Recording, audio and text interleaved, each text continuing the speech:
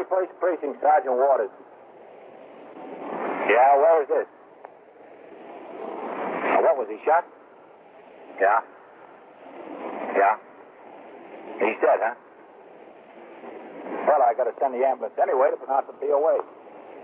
You are in the muster room at the 21st Precinct, the nerve center. A call is coming through. You will follow the action taken pursuant to that call from this minute until the final report is written in the 124 room at the 21st Precinct. Yeah, all right. I'll make a notification. You just sit tight until the detectives get there. Okay. Yeah. 21st Precinct. Just lines on a map of the city of New York. Most of the 173,000 people wedged into the 9/10 of a square mile between Fifth Avenue and the East River wouldn't know if you asked them that they lived or worked in the 21st. Whether they know it or not, the security of their homes, their persons, and their property is the job of the men of the 21st Precinct. The 21st, 160 patrolmen, 11 sergeants, and 4 lieutenants, of whom I'm the boss. My name is Kennelly, Frank Kennelly. I'm captain in command of the 21st. I had been off duty since completing my night tour, and I was not due back on the job until 8 the following morning. At midnight, the 12 to 8 platoon was turned out by Lieutenant Gorman, the desk officer. After the 55 men who had patrolled the streets of the precinct during the night marched out the front door of the station house, a quiet settled over the muster room. For the next 15 or 20 minutes, the quiet was broken occasionally by the men of the 4 to 12 tour coming into the station house singly and in pairs to go off duty. Each saluted the desk as he passed through en route to the locker room to change to civilian clothes. Then, as the men reached their posts and began to ring in on the 22 police call boxes scattered throughout the precinct, the telephone switchboard manned by Sergeant Waters started to hum at intervals.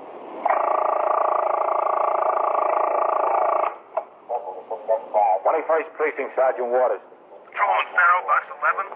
Okay, Farrell. There's a body of a man under the loading platform of the laundry over here. Yeah? It looks like he was shot, Sergeant, once right between the eyes and again in the chest. Where's that? Well, it's the Sunningdale Laundry, 672 East 80th Street. Under the loading platform? That's right, sir. It's open to the street. I went in there to try the freight door, and I saw the feet sticking out from under the platform. At first, I thought it was a drunk, then I put my light on his face. Is the weapon there? No, sir, I couldn't find any weapon. What, is he a bum? Oh, he looks pretty well dressed to me, Sergeant. He's a man of about, 65, 70. All right. Get back on the job. I'll send someone right over there. Yes, sir. Lieutenant. Yes. That was Farrell ringing in. He's found a body of a man under the loading dock of a laundry at 672 East 80th Street. He thought it was a drunk at first. Yeah? So the man was apparently shot twice, once between the eyes and again in the chest. No sign of a weapon. All right. Jimmy, communications bureau on here. You notify the detective. Yes, sir. Okay, Lieutenant. Hello, CP. Lieutenant Gorman at the 21st.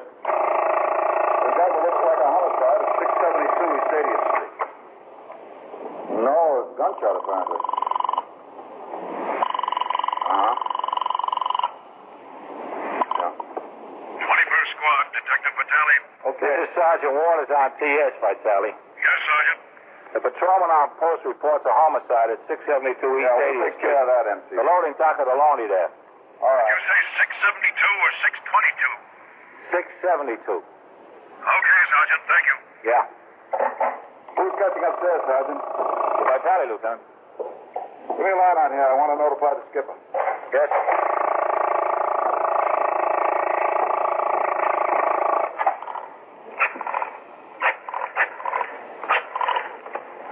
Figures, Lieutenant. Been too quiet around here. Yeah.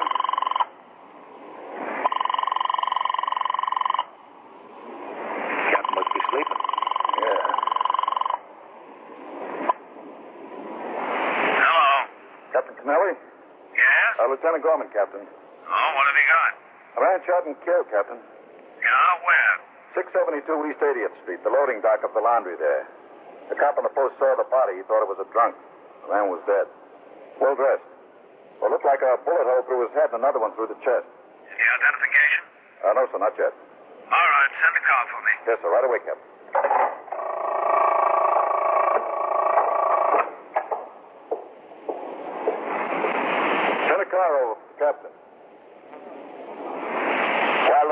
en route to pick me up at my home, detectives of the 21st Squad and the Manhattan East Homicide Squad were beginning to arrive at the scene of the homicide. In addition to Patrolman Farrell, who discovered the body, 6 more patrolmen and a sergeant were also on the job. An ambulance surgeon from Roosevelt Hospital pronounced the victim dead. Pending arrival of a deputy medical examiner, Lieutenant Matt King, commander of the 21st Squad and the ranking officer of the detective division on the scene, dictated to a stenographer a detailed description of the body, its position, and surrounding conditions. A police photographer took pictures from every possible angle. The deputy medical examiner on arrival made a preliminary examination of the body. Then, following fingerprinting by a homicide detective and a search by Patrolman Farrell, the body was removed to the Bellevue morgue. In the meantime, detectives were sent to question neighbors who may have witnessed either the shooting or, as appeared more likely, the dumping of the body where it was found. By the time I arrived on the scene for my home, the body had already been removed to the morgue, and Lieutenant King had returned to the station house.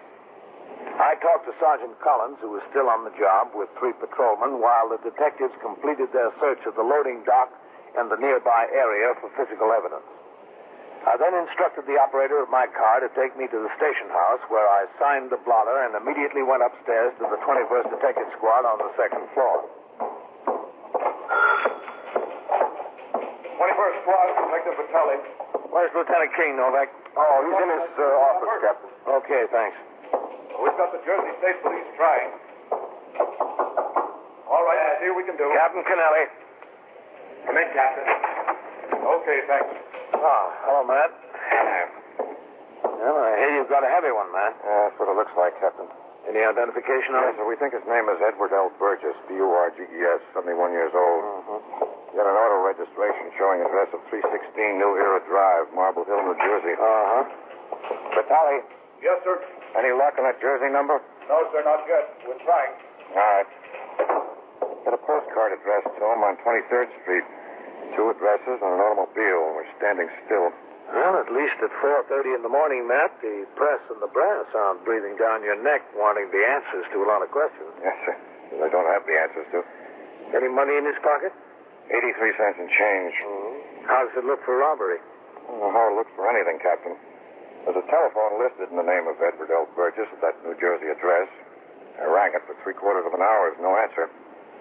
We asked the New Jersey State Police to go around there and have a look.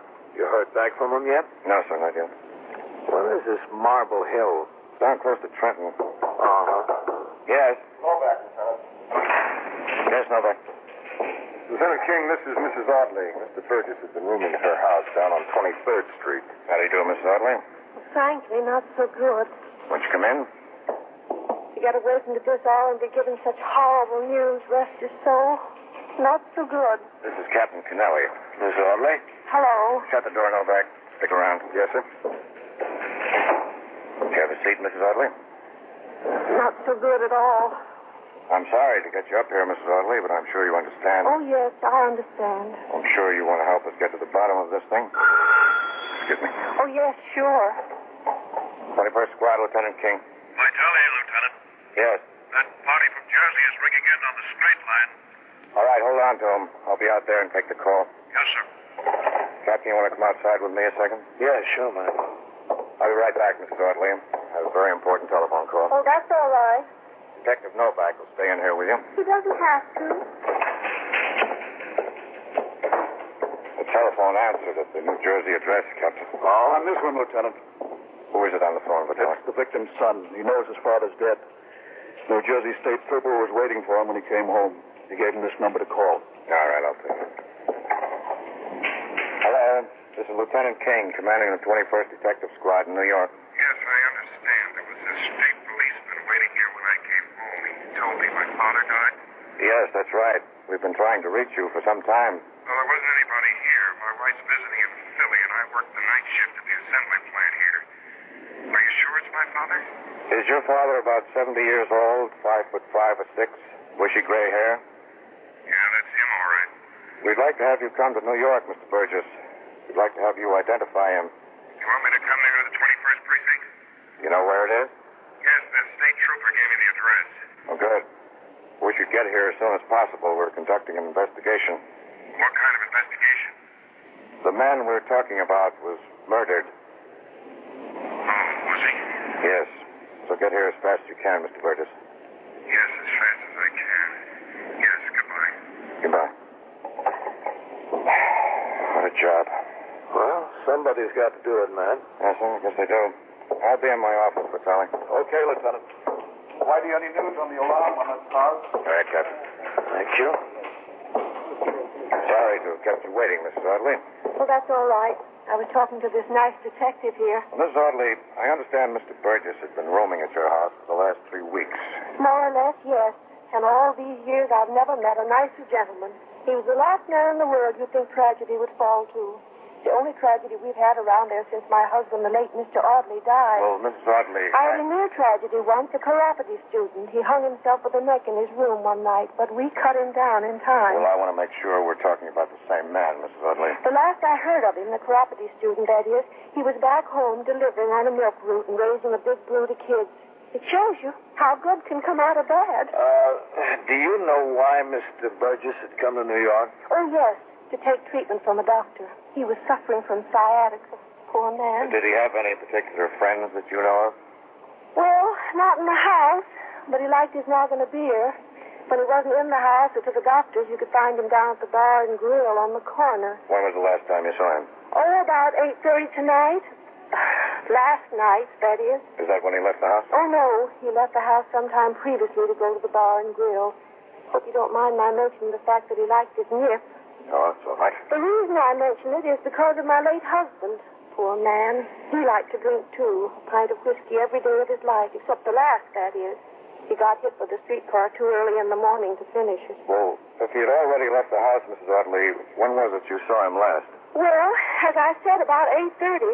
I happened to be looking out the window, and there came poor Mr. Burgess on his way home from the bar and grill. Just struggling along, on account of his ailment, not the beer. He didn't return to the house? Oh, no, he got into the car. Whose car? His car, Mr. Burgess's. He generally kept it parked at the curb there. And drove away? Oh, no, he didn't drive. The other one did the driving. What other one? The one that was waiting at the car. A man? His son. Mr. Burgess, son? Well, that's what it looked like to me. His son, Carl. Let me get this straight. Mr. Burgess walked down the sidewalk toward the house, and when he got to his car, his son was waiting there? Well, it certainly looked like his son. Have you seen Mr. Burgess' son previously? Oh, yes, on 2 or 3 occasions. When he brought Mr. Burgess to move in, and once more, at least once more. You're positive it was Mr. Burgess' son? Absolutely positive? Well, I couldn't swear to it. But I'm absolutely positive. Absolutely positive. You are listening to 21st Precinct, the factual account of the way police work in the world's largest city. On September 24th, 1951, newspapers carried a minor headline that read, 3 UN men capture Heartbreak Ridge. And the item, quote, after 4 unsuccessful assaults earlier in the day, a battalion that has suffered 2/3 casualties sent a platoon with only 13 men left against enemy positions on the peak. 3 men finally reached the objective, and they were quickly reinforced, unquote. What connection does that news item have with you? Just this. Those men who reached the ridge and those men who fell trying were helping to write a code of conduct for all future United States fighting men. Specifically, Article 1 of that code. I am an American fighting man. I serve in the forces which guard my country and our way of life. I am prepared to give my life in their defense. Now back to 21st Precinct and Captain Kennelly. The first 24 hours in a homicide investigation are priceless to detectives. The memory of witnesses is short, and as each hour passes, the trail grows colder. Consequently, all off-duty detectives of both the Manhattan East Homicide Squad and Lieutenant Matt King's 21st Detective Squad were summoned from their homes. Paired off into teams of 2, they sought out and spoke to every person known to have had contact with the homicide victim, Edward L. Burgess. By 7:30 in the morning, a good picture had been drawn of the last several days' life of Mr. Burgess, his background, his financial condition, his family, and his social life. I had gone downstairs to my office to change to my uniform, preparatory to turning out the platoon. Lieutenant King sat behind his desk, drinking a cup of coffee, waiting for his detectives to show up with still another witness in the case. Come in. They got the car, Lieutenant. Burgess' car. Where? In the 15th precinct. It was parked in the garage on First Avenue about midnight last night.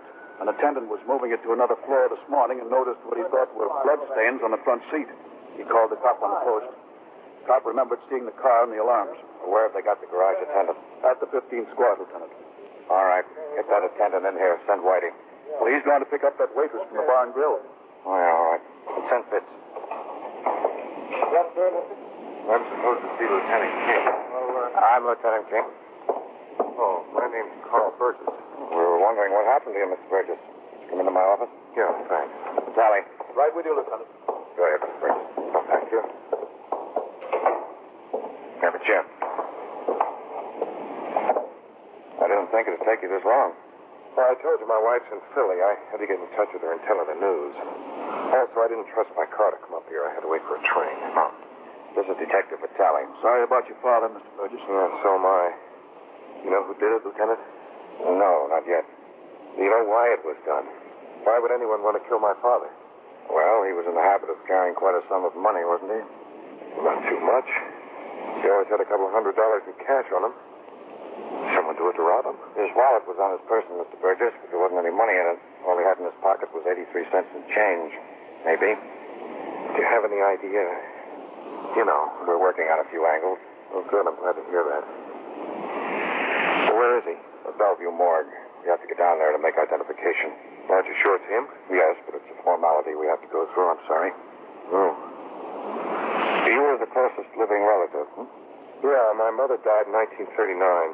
No brothers or sisters. My father been living with me since. Except recently. Well, I came up to New York for treatment. Oh, yes, we know. Suppose you want to claim as property what was in his room at Mrs. Audley's? Yeah, but there's time about that, isn't there? Oh, yeah, sure. It's all been taken into the station house here and inventoried.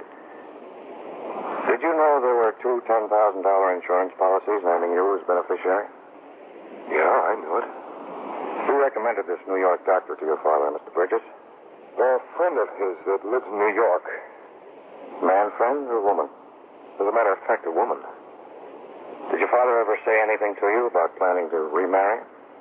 No. Was he? That's what I'm trying to find out. You're positive now? Well, of course, I'm positive. You just want the truth? Well, I've been telling you the truth. Have you? Hey, what do you mean? Burgess, when I finally reached you on the telephone, you told me you weren't home at that hour in the morning because you were working the night shift. Yeah. Well, that's what I told you. I just wanted to make sure about that, so I had a detective call the personnel office at the plant. They said you didn't work at all last night. You rang in sick. Is that so? No, I didn't work. Well, why'd you tell me you did? Look, Lieutenant, you gotta be a good fellow. My wife was in Philly. I was out having a good time. Man's wife doesn't get away often. He doesn't have much chance, you know that. I know a man's wife doesn't get away often. Neither does a man's father get murdered often. You didn't come to New York to have your good time by any chance? No. Where were you? In Trenton. By yourself? Yeah? Did you see anyone you knew? No. No one, Mr. Burgess? No one. No, sir. Where'd you go? Maybe someone would remember you. I was by myself. I just went from one bar to another and to a movie. Till 3 o'clock in the morning? Well, not in the movie until that time. I went to a few bars afterwards and I drove home. That took some time. I see. You're positive you weren't in New York? I swear I wasn't in New York. Novak. It's not possible, is it, Mr. Burgess, that you got a little mixed up, that you were in Trenton the night before, and last night you were in New York? I told you I wasn't in New York last night. Yes, sir, Lieutenant. Novak, I want you and Goldman to take Mr. Burgess down to Bellevue. Yes, sir. Mr. Burgess? Yeah? This is Detective Novak. He's going to see that you get down to Bellevue where you'll see if that's your father. All right. You coming, Vitale? No, I want to talk to the Lieutenant. All right. All right, that way, Mr. Burgess. Okay. Well, he's hooked. We'll see after that garage attendant gets a look at him. That Trenton story sure wasn't very convincing. No. He didn't have much faith in it himself, did he? The Manual of Procedure specifically states that commanding officers must keep in constant touch with developments in all homicide cases. Consequently, after I had turned out the platoon at 8 a.m. and discussed a few matters concerning patrol of the precinct with the oncoming desk officer, Lieutenant Snyder, I went upstairs once more to the 21st Detective Squad, where Lieutenant King filled me in on the latest developments. As I left the squad room and started back down to my office, Detective Novak was headed up the stairs with an attractive but slightly overdressed girl in her middle 20s. What I'm doing here, I really don't. Just hold it here, Kitty. Hello, Captain. Novak?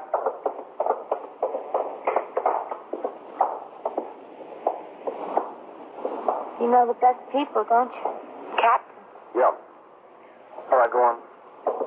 I really haven't any idea. Nobody's going to bite you. The lieutenant just wants to ask you a few questions. Waking me up in the middle of the night like this. It's 8:30 in the morning. Go ahead. For me, it's the middle of the night.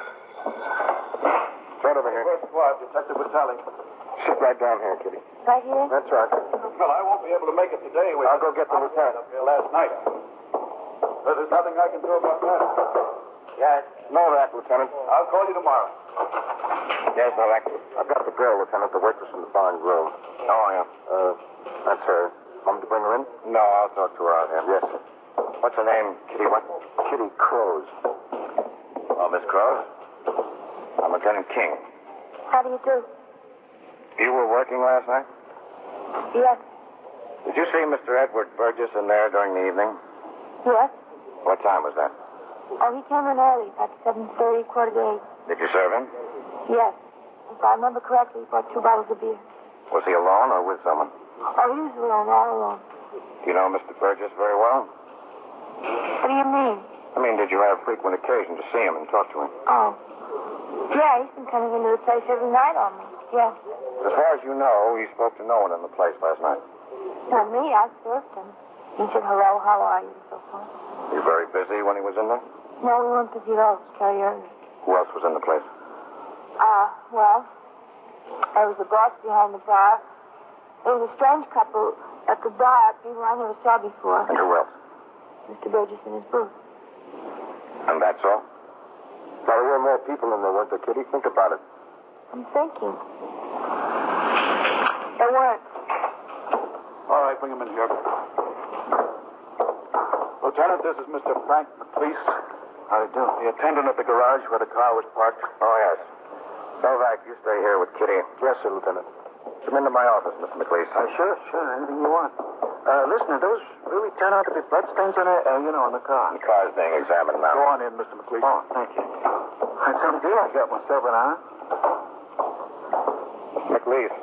Yeah. Do you think you could recognize the man who parked that car in your garage last night?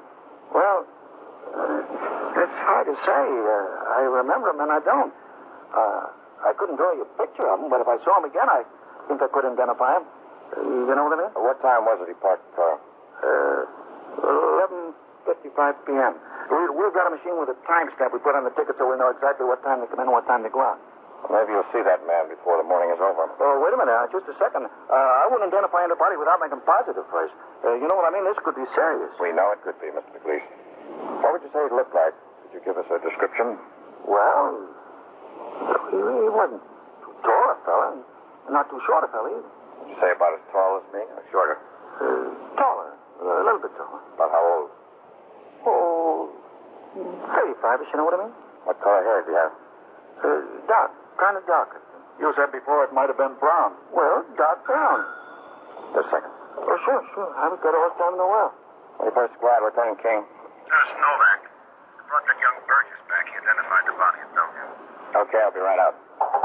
Staying here with him, Vitale. Yes, sir. Sure, it's a busy place around here, isn't it? It sure is. Well, tell me, Kitty. Why did you say he was when he wasn't? Well, he's been there all the time. I didn't remember, that's all. Well, Mr. Burgess?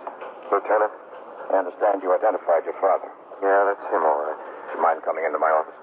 I don't mind anything anymore. I just didn't remember, that's all. You can't kill me for not remembering. All right, Mr. Burgess. There was no reason for me to look at his eyes. Eyes in girls' I notice, you know what I mean. Mr. McLeese, I have someone I'd like you to meet. Oh, yeah? Mr. Frank McLeese. How do you do? Mr. Carl Burgess. How are you? You're the son of the man that got killed. Yeah, that's right. I'm sorry to hear the bad news. You never saw Mr. Burgess before? Where would I have seen him? Are you from the garage? That's right, yeah. They think I killed my father and drove his car to your garage. They're out of their minds. This is not the man. Believe me, Lieutenant, I'd swear it on a bag of Bibles. If they thought I was going to identify you, they're crazy. Yeah, I know that. They're out of their minds. Can I see you out here? Yeah, all right. That's what they thought. Oh, there. See. That blew sky high and everything. Did it? What have you got? All right, Kitty, tell the lieutenant. Well, I didn't know he was going to do anything like that. He just wanted to hit the old man up for a little money, that's all. I had no idea it'd be anything like that. Anything like what? She forgot to mention that her boyfriend was in the bar when Burgess was last night. But her boss didn't forget that he told Whitey Howard. I had no idea, honest. I mean, I wouldn't stand for anything like that. You saw him after he killed the old man. Well, he came back to the bar and grill later. After midnight. It's way after midnight, and he was drunk. He said he was in a jam. Well, I mean, I had no idea what it was until I heard about that old man. Then I put two and two together, and he told me not to tell anyone he was in the place, so I didn't. He just wanted to make a little money, that's what he said. Where can we find this Phil? In his place, I guess. Where's that? 342 Charles Street. He's got an apartment there. Think he's there? Well, he must be. He was very drunk when I saw him. Very drunk. Where else could he go? All right, Novak, get the 6th squad on the phone. I want to tell them we're coming down and take a look for this boy. Yes, sir. You won't hurt him. We'll try not to.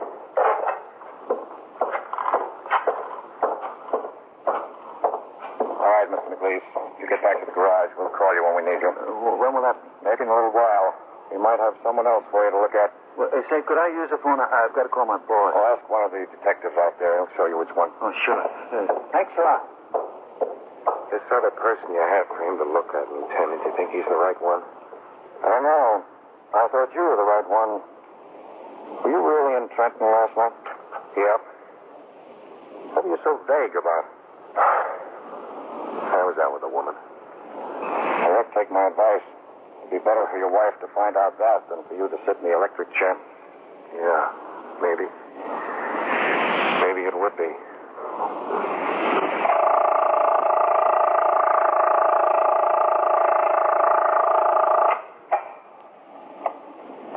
21st Precinct, Sergeant Waters.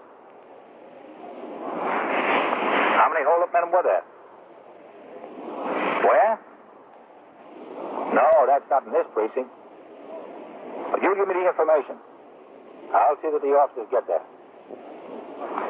Did they have guns? Yeah. Yeah.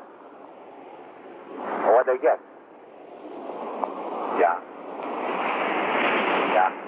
And so it goes. Around the clock, through the week, every day, every year. A police precinct in the city of New York is a flesh and blood merry-go-round. Anyone can catch the brass ring, or the brass ring can catch anyone. 21st Precinct, a factual account of the way the police work in the world's largest city, is presented with the official cooperation of the Patrolmen's Benevolent Association, an organization of more than 20,000 members of the Police Department, City of New York. Everett Sloan in the role of Captain Kennelly, Ken Lynch as Lieutenant King.